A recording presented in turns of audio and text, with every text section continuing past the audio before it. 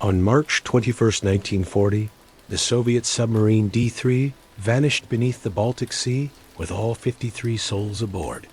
No distress signal, no survivors. Just silence and the terrible realization that every warning had been ignored. This is the story of a steel tomb, built by ambition and sealed by bureaucratic pride. Good evening and welcome to the archive.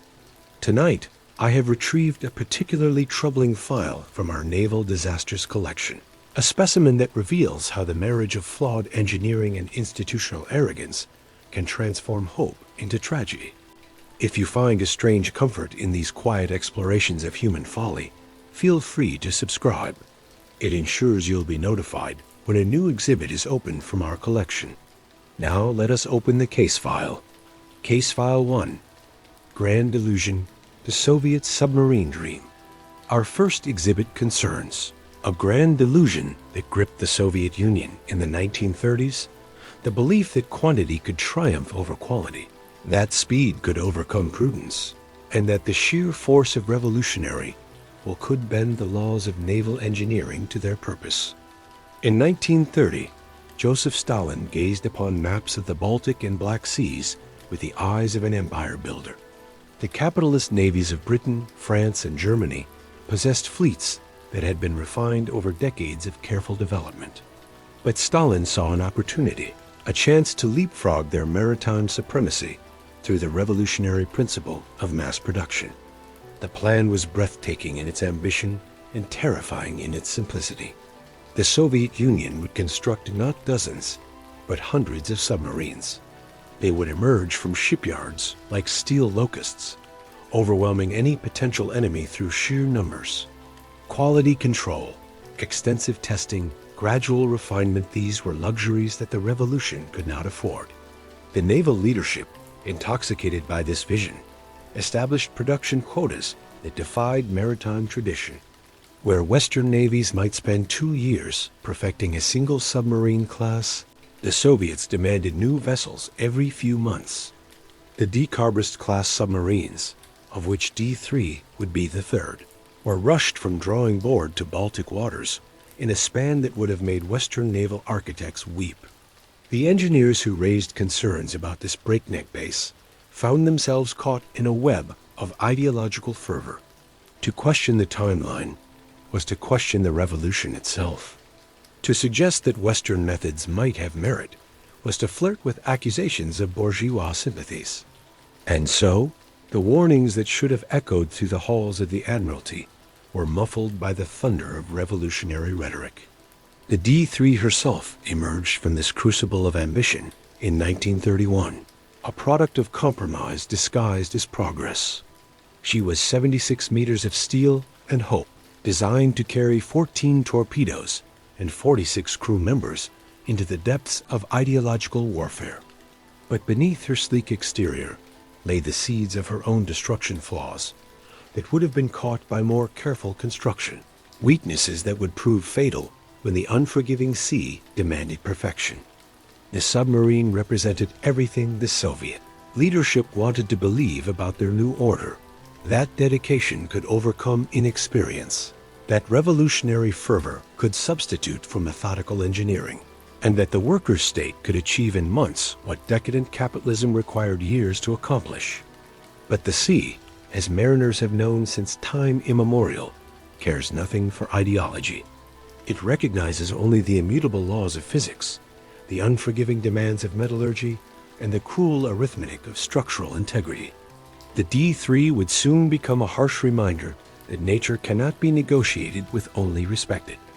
This grand delusion of rapid naval supremacy would claim not only the D3 and her crew, but dozens of other submarines in the years that followed.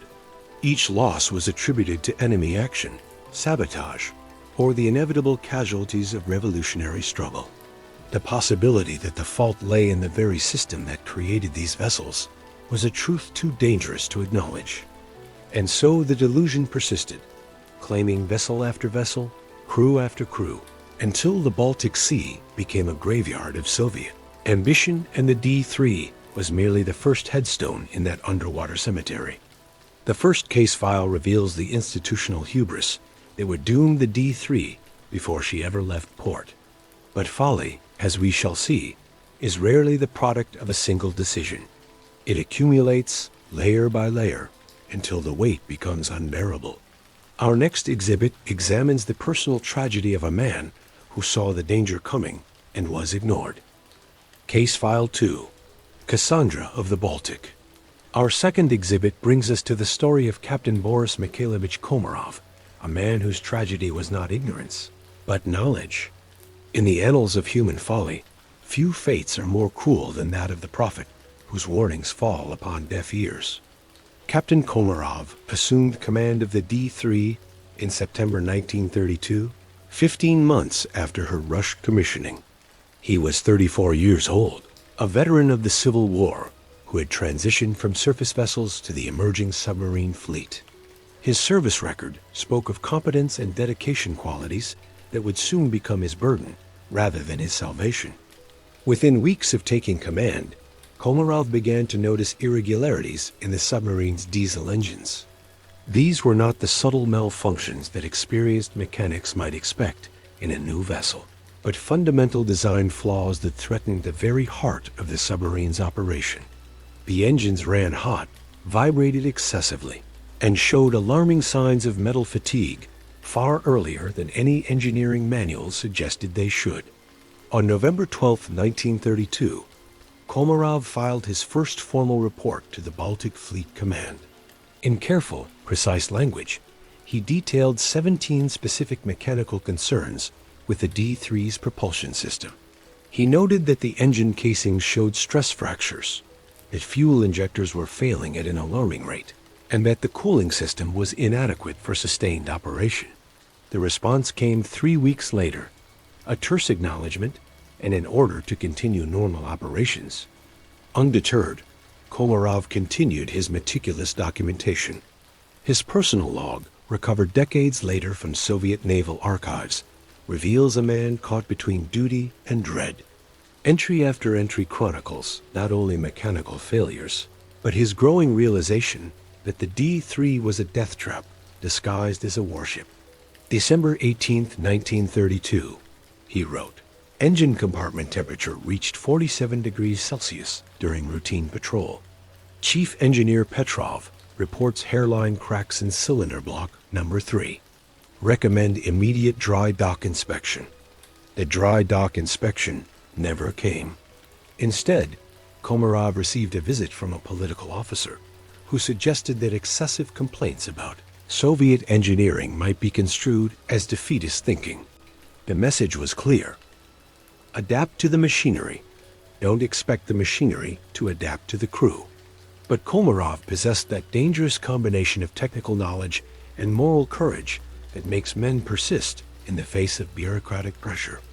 Throughout 1933 and 1934, he continued filing reports, each more urgent than the last. He documented engine fires, coolant leaks, and mechanical failures that left the submarine stranded on the surface for hours at a time. His reports took on an increasingly desperate tone. In March 1935, he wrote directly to Admiral Mikhail Viktorov, commander of the Baltic Fleet. Comrade Admiral, I must report that the D3's diesel engines represent a clear and present danger to the vessel and her crew. The repeated failures we have experienced are not isolated incidents, but symptoms of fundamental design flaws. I respectfully request that the submarine be withdrawn from active service until these issues can be properly addressed. Admiral Viktorov's response has become a masterpiece of bureaucratic deflection. Rather than addressing the technical concerns, he questioned Komarov's competence as a commander. A skilled captain, the admiral wrote, adapts to his vessel's characteristics rather than demanding perfection from revolutionary technology. The D3 has completed numerous successful patrols under your command. Perhaps the problem lies not with Soviet engineering, but with bourgeois expectations of comfort and ease. The rebuke stung, but it also revealed the impossible position in which Komarov found himself. To be an effective submarine commander, he needed to understand his vessel's limitations. But to report those limitations accurately was to risk accusations of undermining Soviet technological supremacy. He was being asked to be simultaneously honest and dishonest, prudent and reckless, responsible and compliant. Komarov's personal letters to his wife, Anna, provide a window into his growing anguish. "My dearest," he wrote in August 1936, "I fear I am commanding a coffin painted to look like a warship. The men trust me to bring them home, but I am not certain the D3 is capable of such a promise. I pray I am wrong, but my experience tells me otherwise. The captain's prophecies of doom might have been dismissed as the neuroses of an overcautious commander, except for one troubling detail. Similar reports were arriving from commanders of other Dekabrist-class submarines. The D1 had suffered a major engine fire in 1934. The D2 had been forced to surface during a training exercise when both diesels failed simultaneously. The D4 and D5 were plagued by identical cooling system problems. A pattern was emerging, but it was a pattern that the Soviet naval hierarchy was determined not to see. Each incident was treated as an isolated failure, attributed to crew error, inadequate maintenance, or simple bad luck. The possibility that an entire class of submarines might be fundamentally flawed was too threatening to the system's self-image to be seriously considered. By 1937, Komarov's reports had taken on the quality of a man shouting into a hurricane. His language became more direct, his warnings more explicit. "The D3's engines are not merely unreliable," he wrote in September of that year. "They are actively dangerous. The vibrations are increasing, the temperatures are rising, and the stress fractures are spreading. It is not a question of if these engines will fail catastrophically, but when." The final irony of Komarov's situation was that his very competence as a commander worked against him. Despite the D3's mechanical shortcomings, he had managed to complete patrol after patrol without catastrophic incident. His skill in nursing the failing engines through their operations was seen as proof that the problems were manageable, rather than evidence of his exceptional seamanship. In January 1940, just 2 months before the submarine's final patrol, Komarov made one last desperate attempt to save his vessel and crew. He submitted a 40-page technical report documenting every engine failure, every mechanical anomaly, every warning sign that the D3 was approaching the limits of structural integrity. He requested an immediate and comprehensive overhaul of the vessel's propulsion system. The report was acknowledged, filed, and forgotten. 3 weeks later, Komarov received orders for a patrol mission in the Baltic that would take the D3 far from friendly ports, into waters where mechanical failure would mean certain death. Captain Boris Komarov, the Cassandra of the Baltic, would take his submarine to sea one final time, carrying with him the terrible knowledge that disaster was not just possible, but inevitable. His tragedy was not that he failed to see the danger, but that he saw it so clearly and could not make others share his vision. In the ancient myth, Cassandra was cursed to speak true prophecies that no one would believe. Captain Komarov suffered a modern version of that curse, blessed with technical knowledge and cursed with bureaucratic blindness.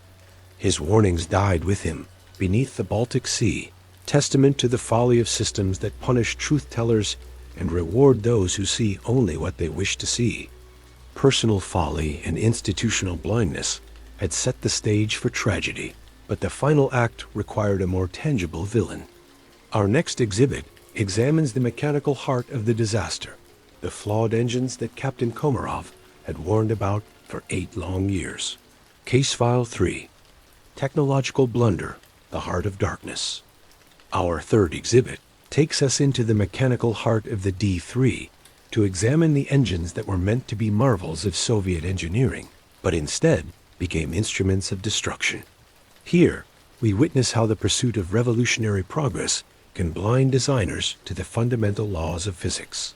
The diesel engines that powered the D3 were products of the Kolomna machine building plant, a facility that had been hastily converted from locomotive production to marine propulsion in 1930. The transition was emblematic of the Soviet approach to industrial development.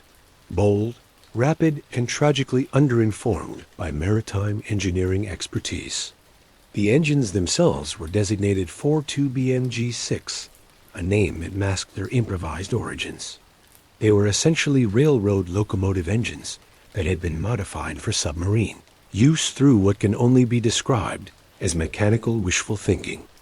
The engineers at Kolomna had taken a design optimized for the steady, predictable loads of rail transport and attempted to adapt it for the violent, variable stresses of underwater propulsion. The fundamental problem lay in the engine's cooling system. Locomotive engines operate in open air with unlimited access to atmospheric cooling. But submarine engines must function in sealed compartments, dependent entirely on seawater cooling systems that were, in the case of the 42BMG-6, woefully inadequate for the engine's heat output. The cooling passages were too narrow, the pumps too small, and the heat exchangers too primitive. It was as if the designers had calculated the cooling requirements for a sunny day and then expected the engines to operate in a furnace. Captain Komarov's reports had documented the consequences with scientific precision. During normal operation, the engines ran at temperatures that would have alarmed any experienced marine engineer.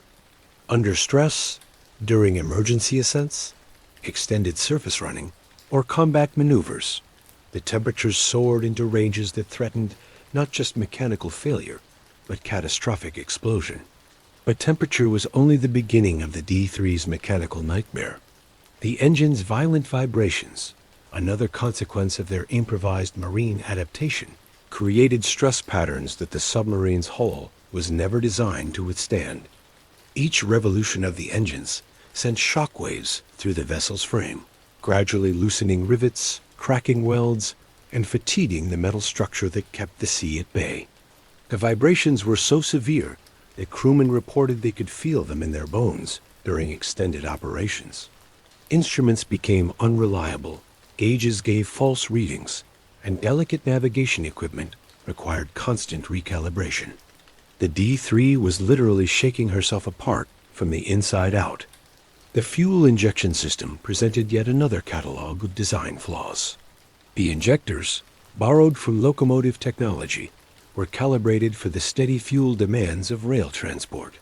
But submarine operations required rapid changes in power output, quick acceleration for crash dives, emergency full power for surface escapes, precise throttle control for silent running.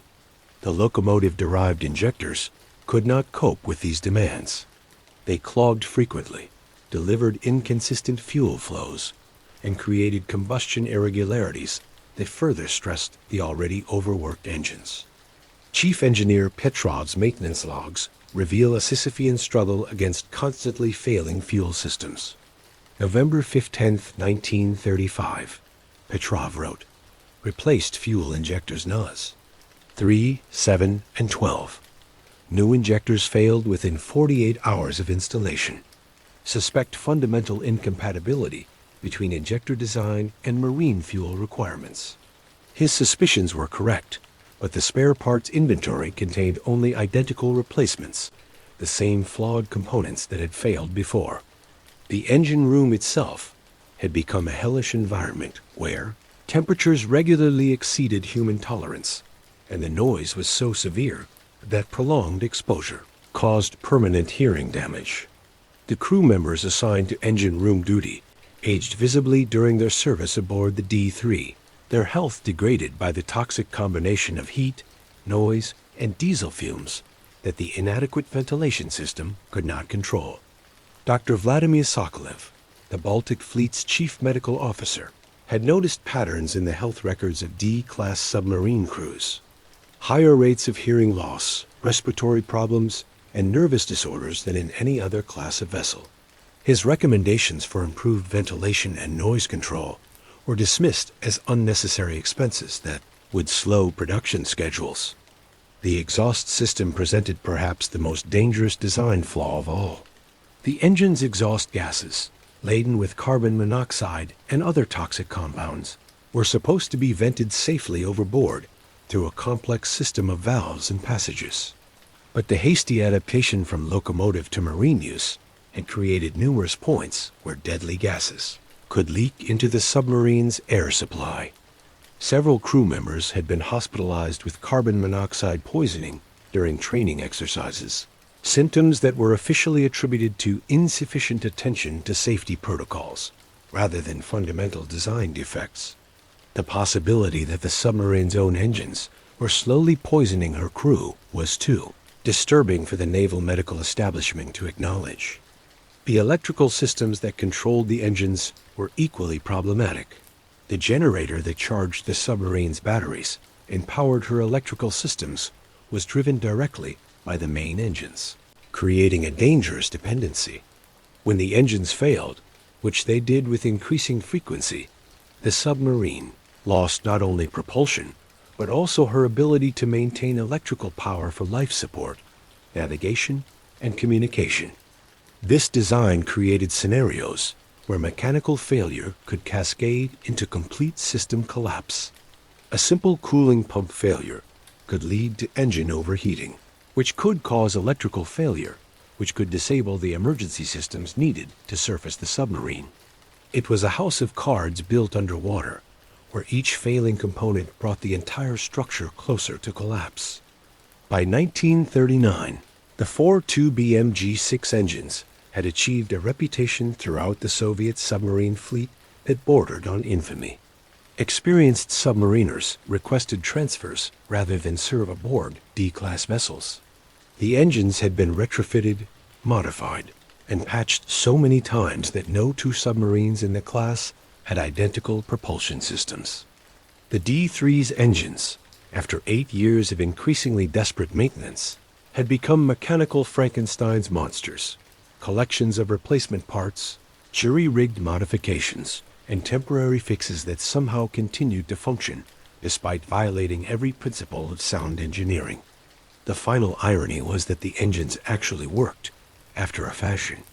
They provided enough power to move the submarine, enough electricity to keep her systems functioning, and enough reliability to complete patrol missions.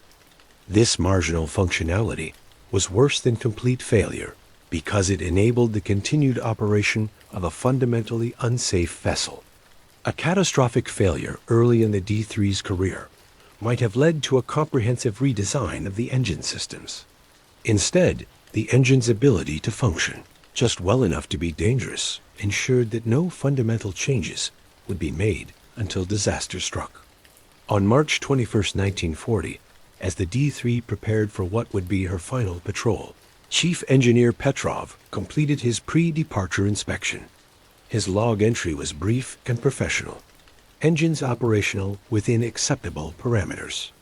Recommend proceeding with mission as ordered. But beneath that official optimism lay the accumulated wisdom of 8 years spent nursing failing machinery.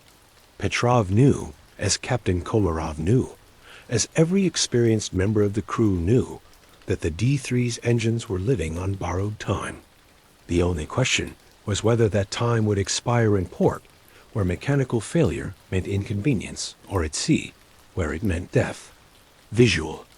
Engine room in operation, pistons firing, but with visible stress fractures and warning signs.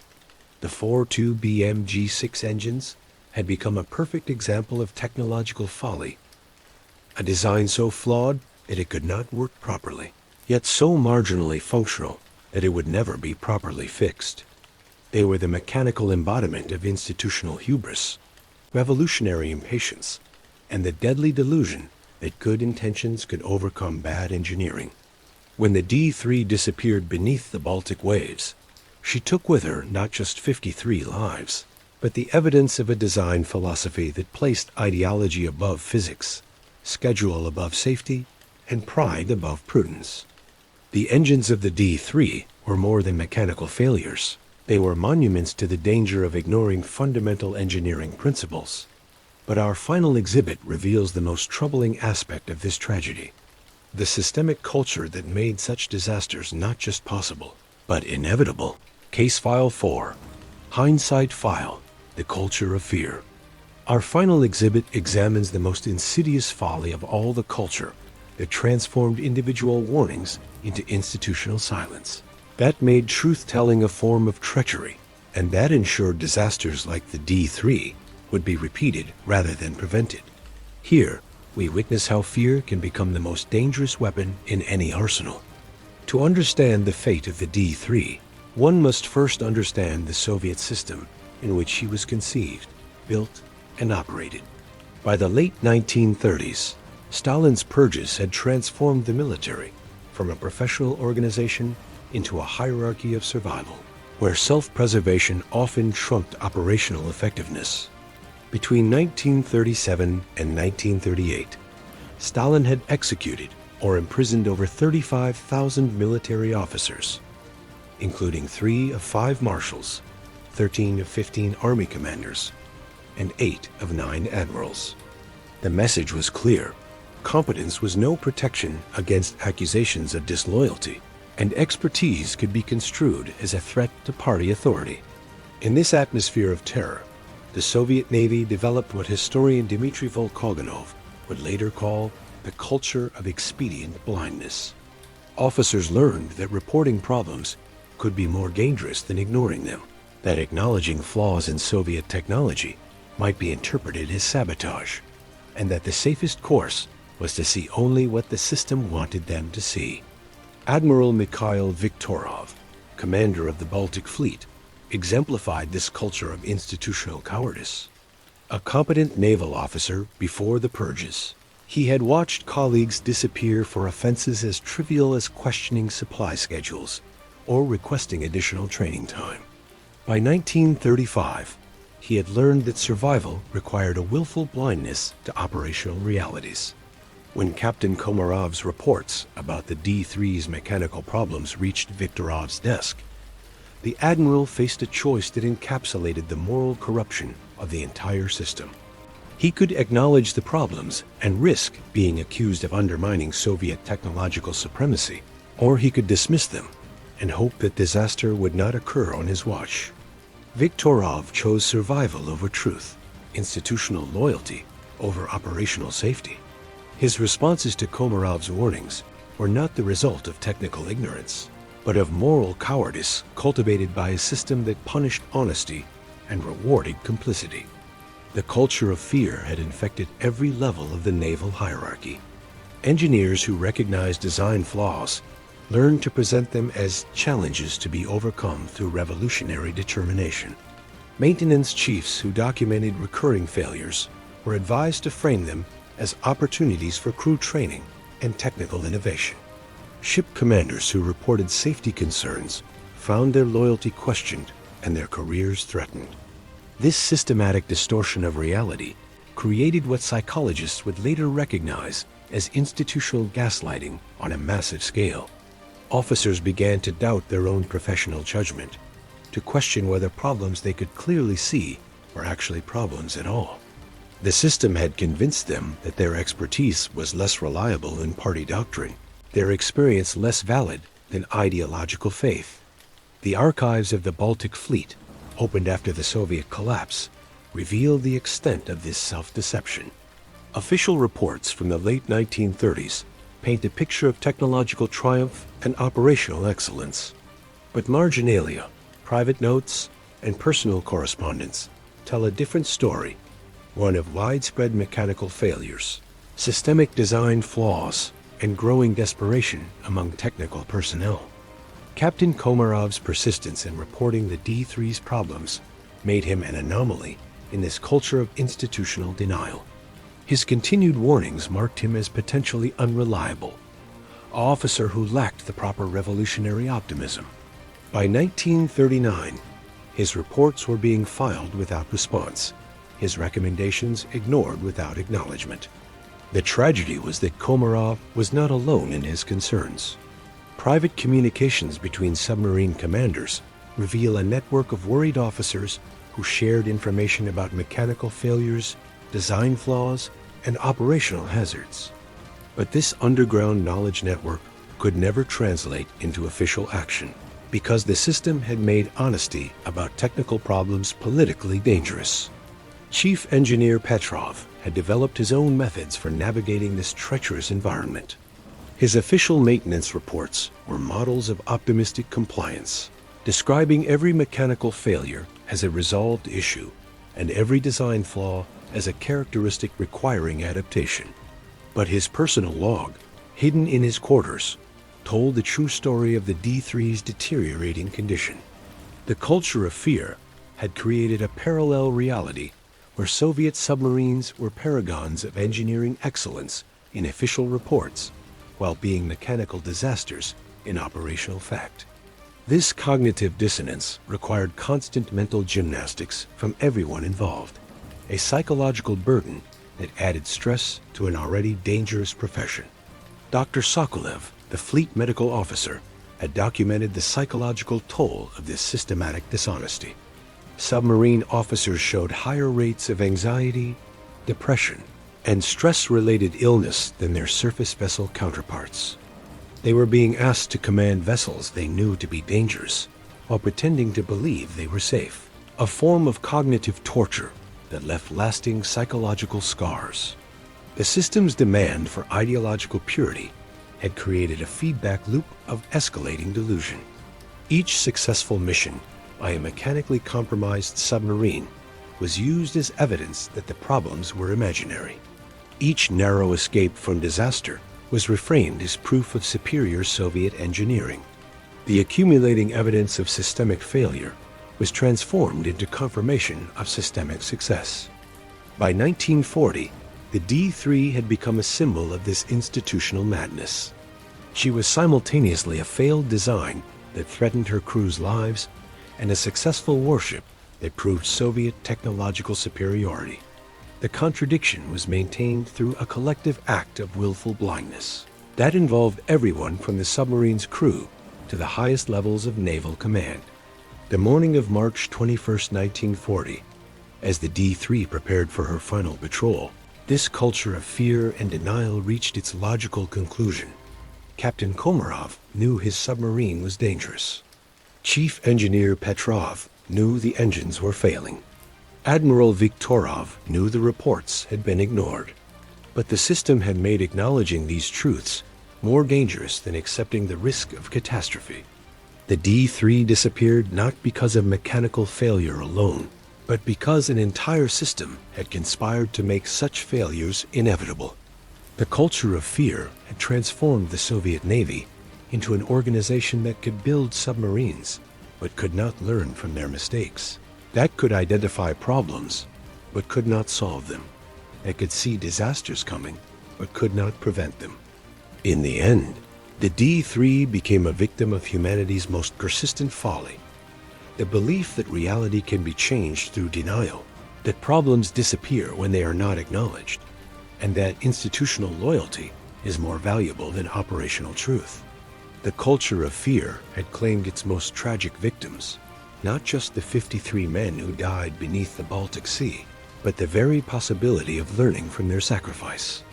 The submarine's disappearance was officially attributed to enemy action, despite the absence of any evidence for hostile contact. This final deception ensured that the lessons of the D3's loss would never be learned, that the design flaws would never be corrected, and that other crews would face the same dangers that had claimed Captain Komarov and his men. The culture of fear had achieved its ultimate victory. It had made disaster invisible, even to those who died in its embrace. Reflection.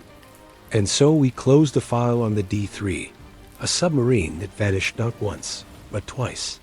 First beneath the Baltic Sea in March of 1940, and then again beneath the weight of institutional denial that refused to acknowledge the lessons of her loss. The tragedy of the D3 teaches us that folly is rarely the product of ignorance alone. More often, it emerges from the willful rejection of knowledge, the systematic suppression of truth, and the transformation of prudence into disloyalty. Captain Komarov knew his submarine was dangerous. Chief Engineer Petrov documented every failure. The signs were there, clear as lighthouse beacons in the fog, but the system had made blindness a virtue and wisdom a crime. In our age of technological marvels and institutional complexity, the story of the D3 remains painfully relevant. How many warnings go unheeded? because they challenge comfortable assumptions? How many disasters remain inevitable because preventing them would require acknowledging uncomfortable truths? How many modern Komarovs file reports that disappear into bureaucratic silence? The 53 men who died aboard the D3 were not victims of mechanical failure alone, but of humanity's most persistent weakness, the belief that reality can be negotiated with, that physics will yield to politics, and that institutional loyalty is more valuable than operational truth. Perhaps the greatest tragedy is not that the D3 was lost, but that her loss taught us nothing. The same design flaws that claimed her would claim other submarines. The same culture of fear that silenced Captain Komarov would silence other truth-tellers. The same institutional blindness that made her loss inevitable would ensure that the lessons of her sacrifice would be buried as deeply as her hull. The D3 rests now in the cold depths of the Baltic, her steel hull a monument to the folly of those who sent her there. But her true memorial is not carved in stone or cast in bronze. It is written in the reports that go unread, the warnings that go unheeded, and the voices that cry out in the darkness of institutional deafness. Until we meet again in these quiet halls of human folly, remember that the greatest disasters are often not failures of knowledge, but failures of courage, the courage to speak truth to power, to acknowledge uncomfortable realities, and to choose wisdom over comfort. Good night from the archive.